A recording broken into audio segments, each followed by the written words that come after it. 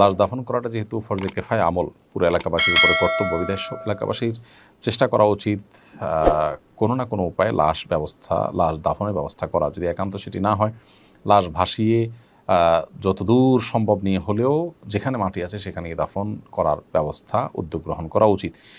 সেটাতে তাদের সাধ্যের মধ্যে যদি থাকে 2 মাইল 4 মাইল 5 মাইল 7 মাইলও যদি নেওয়া লাগে, তাহলে ভাসিয়ে সেটা নেওয়া উচিত দাফন করার জন্য।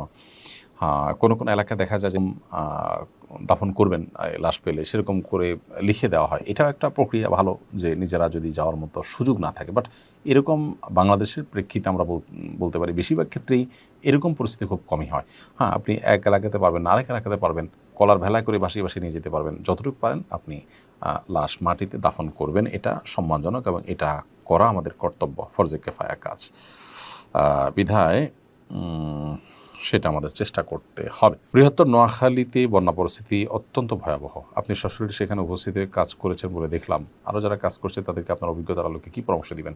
যে সমস্ত এলাকাগুলো বন্যা কবলিত সে সমস্ত এলাকায় কাজ করতে যাচ্ছেন, আমরা তাদেরকে বলতে চাই, প্রথমত স্থানীয়ভাবে আপনাদের একটা ভলান্টিয়ার টিম থাকতে হবে যাওয়ার আগে, যারা আপনাদেরকে সার্ভে করে বলতে পারবে যে কোন এলাকায় আসলে ত্রাণ পৌঁছায় না, সেই এলাকায় পৌঁছানোর উপায়গুলো কী, কোন রুটে আপনি যাবেন না যাবেন। অনেক রাস্তাঘাট ভেঙে গেছে বন্যার পানিতে, তাহলে কোন দিকে যাবেন এবং যাওয়ার ক্ষেত্রে কী নিয়ে যাবেন না যাবেন, নৌকার ব্যবস্থা থাকবে কি না, কত দূরে যাবেন, এই বিষয়গুলো আপনাদের স্থানীয়ভাবে যে সমস্ত লোকজন আছেন তাদের সাথে যোগাযোগ করে আপনাদের করলে ভালো হবে। স্থানীয় আলেম ওলামাদের সহযোগিতা নিতে পারেন।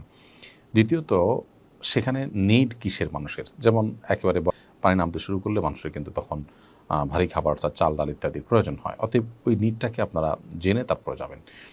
তৃতীয়ত, মনে রাখতে হবে যে অল্প সামান্য কিছু ডোনেশন নিয়ে আমরা যদি চলে যাই, তো সেটাতে যতটা উপকার হবে গরিব অভাবী মানুষের, তার চেয়ে বেশি আমার নিজের জাস্ট একটা শখ পূরণ হবে। তো এটা আমার বেনিফিট হচ্ছে, গরিবের বেনিফিট বা দুস্থ মানুষের বেনিফিট হচ্ছে না। আরেকটা গুরুত্বপূর্ণ বিষয় হলো যে ফটো সেশন প্রয়োজন ছাড়া মানুষকে জব দেওয়ার জন্য যতটুকু দরকার হয় ততটুকু করলেন। এর বাইরে অতিরিক্ত ফটো সেশন করা খুবই অনুচিত একটি কাজ, সেটা থেকে আমাদেরকে বেঁচে থাকতে হবে। আল্লাহ তাআলা আমাদের তৌফিক দান করুন। ইউনিয়ন পরিষদের এক চিঠি ছাড়ার ঘোষণা দিয়েছেন। দুধ দিয়ে গোসল করলে কি মানুষ পাপমুক্ত হয়? বিষয়টা শরীয়তে আছে কিনা? পাপমুক্ত হওয়ার যথাযথ পদ্ধতি কী? দেখুন, পাপমুক্ত হওয়ার জন্য শরীয়ত তওবা তত্ত্বের কথা বলেছে আমাদেরকে। তওবা তত্ত্ব হলো মানুষ অনুতপ্ত হয়ে, লজ্জিত হয়ে নিজেকে ভৎসনা করে তার অবস্থানকে পরিবর্তন করবেন, আল্লাহ সুবহানাহু ওয়া তাআলার কাছে মাপ চাইবেন। এটাই তওবা তত্ত্ব। ইসলাম মানুষের পাপ থেকে মুক্ত হওয়ার জন্য, পাপ থেকে ফিরে আসার জন্য তওবা তত্ত্বের কথা বলে। এই যে দুধ দিয়ে গোসল ইত্যাদি করার কথা আমাদের সমাজে বলা হয় বা প্রচলন আছে, ভারতবর্ষে অনেক প্রাচীনকাল থেকে এটি আছে যে মানুষ কোনো ভুল অবস্থান থেকে বেরিয়ে আসার জন্য দুধ দিয়ে গোসল করে, কিন্তু অনুচিত এবং শরীয়ত দৃষ্টিকোণ থেকে একটি ভুল কাজ। কারণ প্রথমত দুধ দিয়ে গোসল করার ফলে অপচয় হয়, বিধায় অপচয়কারী শয়তানে ভাই, সেটা একটি গুনাহের কারণ। আরেকটি বিষয় হলো যে এখানে যে দুধ দিয়ে গোসল করার মাধ্যমে আসলে পাপমুক্ত হওয়ার কোনো সুযোগ নেই। কোনো মানুষ যদি খাঁটি অন্তরে তওবা না করেন, উপর দিয়ে তিনি দুধ মনও যদি ঢালেন, তিনি আল্লাহর কাছে ক্ষমাপ্রাপ্ত হবেন না। তিনি যদি মনে করেন যে তিনি কোনো ভুল অবস্থানে আছেন, তিনি কোনো অন্যায়ের সাথে এতদিন ছিলেন, এখন বুঝতে পেরেছেন, ফিরে আসতে চান, তিনি আল্লাহর কাছে কায়মুল বাক্যে ক্ষমা প্রার্থনা করে যদি প্রকাশ্যে তওবা করার মতো বিষয় হয়, প্রকাশ্যে মানুষকে জানিয়ে তিনি ফিরে আসবেন, এটাই যথেষ্ট। এর বাইরে আবার দুধ ইত্যাদি দিয়ে গোসল করার কোনো প্রয়োজন নেই। বিধায় এই সংস্কৃতি থেকে আমাদেরকে বেরিয়ে আসার চেষ্টা করতে হবে। ত্রাণ দিয়ে ছবি তোলা নিয়ে অনেকে অনেক কথা বলছেন, বিষয়টা সম্পর্কে আপনার মতামত জানতে চাই। ফটো সেশনের জন্য ছবি তোলার জন্য ছবি তোলা, মানুষকে দেখিয়ে বাহবা নেওয়ার জন্য, জাস্ট লোক দেখানোর জন্য ছবি তোলা, এটা অনুচিত। কিন্তু আপনি যদি সোশ্যাল মিডিয়া থেকে ফান্ড রাইজ করে থাকেন, সেটির জন্য মানুষের কাছে জবাবদিহিতার জায়গা থাকে, তার জন্য আপনি রেকর্ড বা রিপোর্টের জন্য ছবি তোলেন, সেটা নিষিদ্ধ নয়। তবে সেক্ষেত্রে মানুষের প্রাইভেসির বিষয়টাকে খুব গুরুত্বের সাথে দেখা উচিত। আমরা আসন্না ফাউন্ডেশন থেকে যে ত্রাণ কার্যক্রম পরিচালনা করি, আমরা সোশ্যাল মিডিয়া থেকে সেই টাকাটা কালেক্ট করি এবং সেই টাকায় আমরা কিন্তু মানুষকে দিয়ে থাকি, মানুষের মধ্যে ব্যয় করে থাকি। তো যার কারণে সেটির জবাবদিহিতার জায়গা থেকে, ট্রান্সপারেন্সির জায়গা থেকে আমাদের রিপোর্ট ছবি তোলা হয়, চেষ্টা করা হয় তাদের চেহারা যেন প্রদর্শন না হয়।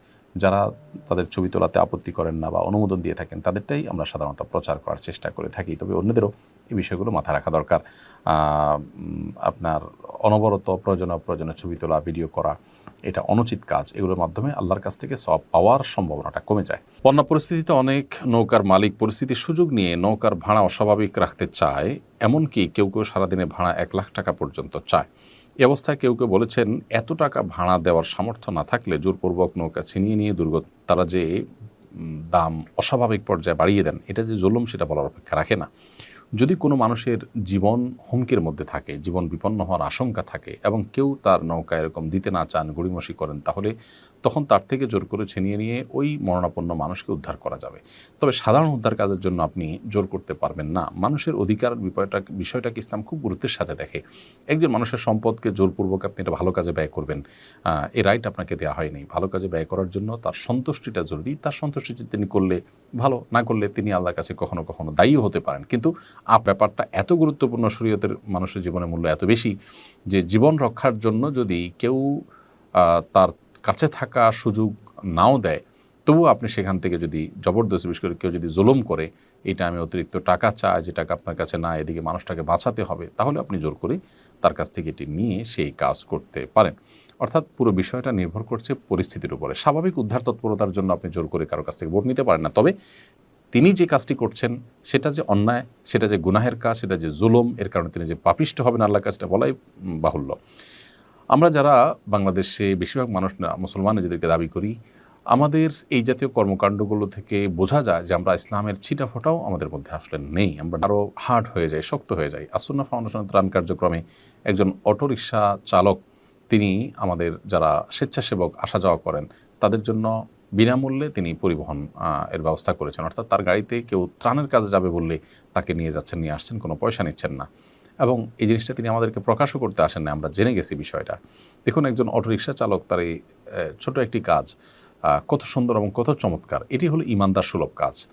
যারা এই সুযোগে অনেক বেশি টাকা কামিয়ে নিচ্ছেন, আপনি টাকা দিয়ে কী করবেন? সুখ কিনবেন? তো সুখ তো পাবেন না, কারণ সুখের মালিক আল্লাহ তাআলা, তিনি তো আপনাকে সুখ দিবেন না। অনন্ত অসীমকালের দুঃখ তো আছেই।